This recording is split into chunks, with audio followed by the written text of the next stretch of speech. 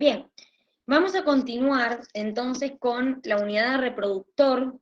Antes de que arranquemos con la parte de subfertilidad, quiero hacer una aclaración, porque me la preguntaron antes y como que me parece que por ahí se confundió, porque después me preguntaron por privado.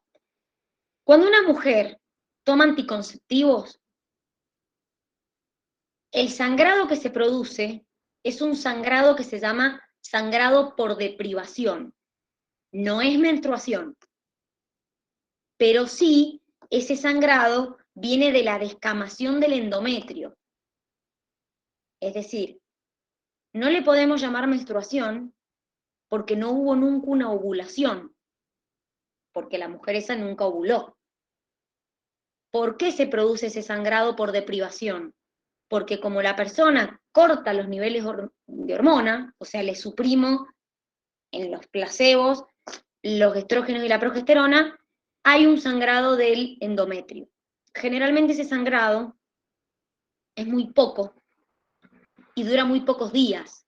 No es como en la menstruación, que es más abundante y generalmente dura más días. Es como que se descama el endometrio en el sangrado por deprivación, pero muy poco. Entonces, la mujer tiene una secreción de sangre, pero no es ni tan abundante como en la menstruación, ni tampoco dura tantos días como en la menstruación. Generalmente dura 2, 3 días y nada más. Aclaro porque me preguntaron después al privado, Irán, ¿y de dónde viene esa sangre que la mujer libera cuando está en los placebos? Entonces por eso aclaro, porque está mal decirle menstruación, pero sí es de la descamación de parte del endometrio.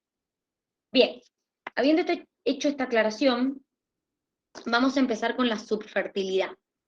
¿Qué es esto? ¿Cuándo se considera que hay una subfertilidad? Se considera que hay una subfertilidad cuando una pareja, después de tener relaciones en forma normal, sin ningún tipo de protección, durante un año, la mujer no queda embarazada. Ahí se considera que hay una subfertilidad. ¿Por qué? Porque el 80% de las mujeres que mantienen relaciones sexuales regulares y no usan métodos anticonceptivos se embarazan dentro de ese lapso de un año. Si ustedes me preguntan a mí, bueno, ¿y por qué puede ocurrir la subfertilidad?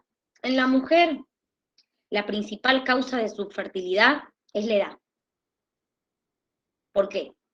A partir de los 35 años nuestra capacidad reproductiva disminuye y a partir de los 40 más. ¿Por qué? Una, porque nuestro útero empieza a envejecer y ya no tiene la misma capacidad para poder llevar un embarazo durante el tiempo que necesita un embarazo. Y segundo, porque la calidad de nuestros ovocitos hace 50 años que están detenidos desde que nacimos. Entonces eso también hace que nuestra fertilidad disminuya, además de que nuestros niveles hormonales también cambian. También, a medida que la mujer aumenta su edad, aumenta la probabilidad de tener anomalías cromosómicas, como por ejemplo las trisomías. Por eso muchas veces hay muchas trisomías que se las asocia con madres que tienen una edad avanzada. Ahora, ¿cómo podríamos determinar qué son las causas más comunes de la subfertilidad? Fíjense que ahí tienen una gráfica. Una, la baja calidad del semen. Obviamente esto es en el varón. El varón es muy simple. O su semen no tiene espermatozoides, o son muy pocos los que tiene, o los espermatozoides no tienen movilidad. Por cualquiera de esas causas, el hombre puede ser que no pueda fecundar. Otra, disfunciones ovulatorias en la mujer. Y sí, puede pasar que la mujer no ovule una vez al mes, que ovule cada 3 meses, que ovule una vez al año, o que directamente no ovule. Entonces, en ese caso, claramente si no hay óvulo, y esa mujer no va a poder quedar embarazada.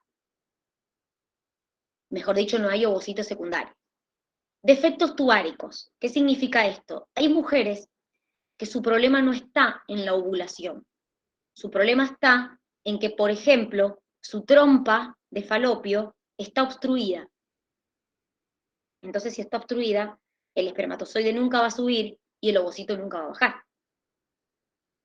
También muchas mujeres, la vagina o el útero tienen una forma como curva, y entonces eso hace que los espermatozoides nunca puedan llegar a fecundar o a colonizar al ovocito. Ahí donde dice causas inexplicables es porque hay un porcentaje de esterilidades que no se pueden determinar la causa.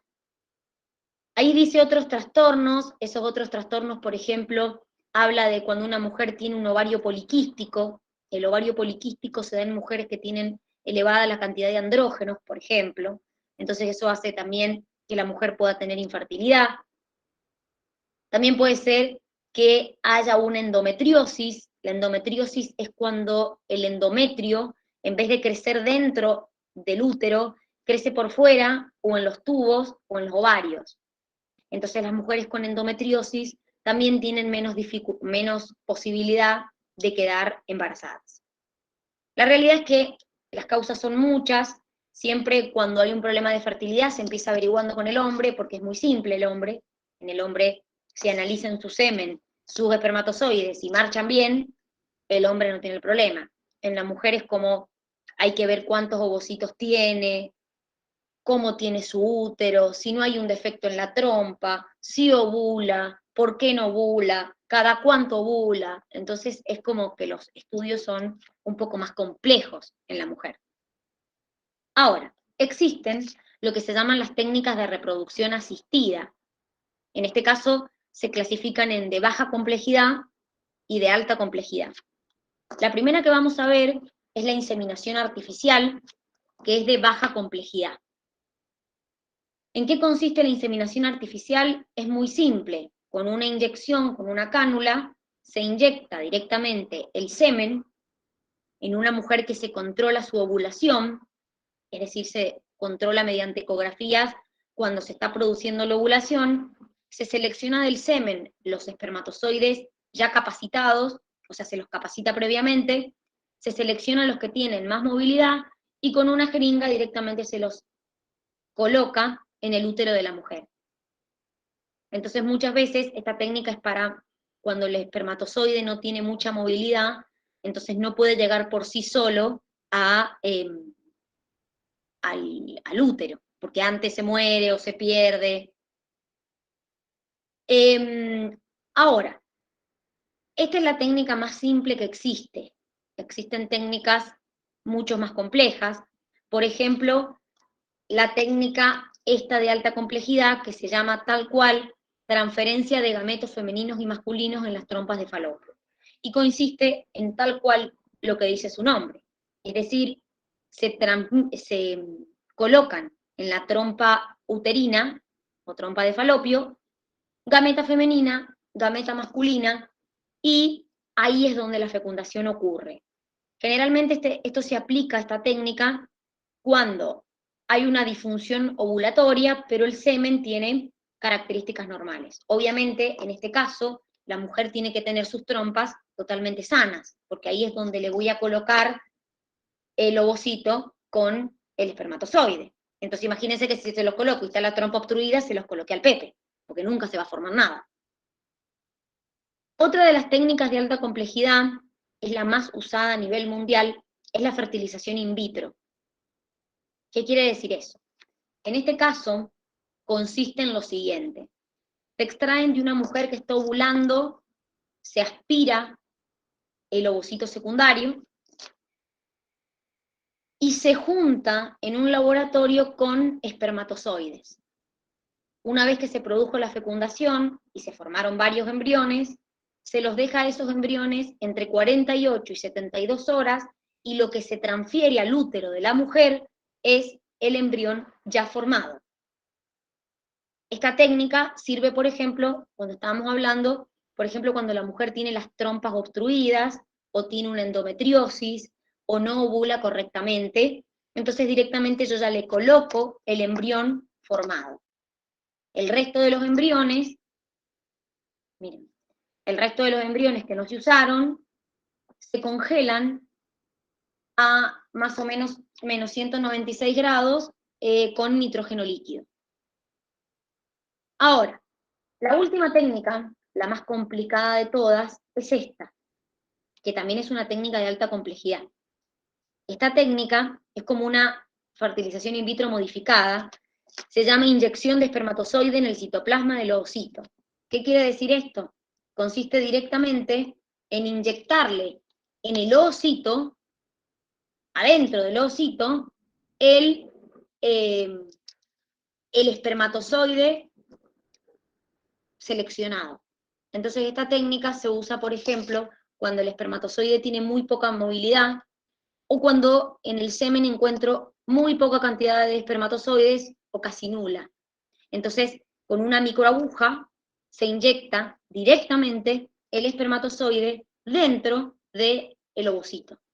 Miren, ahí les muestran, obviamente esto necesita un equipo de avanzada, microscopios de avanzada, ahí les muestra cómo se inyecta con una jeringa, una aguja, dentro del ovocito el espermatozoide. Miren, ahí está el microscopio que viene con las agujas para poder inyectar el espermatozoide directamente adentro del ovocito.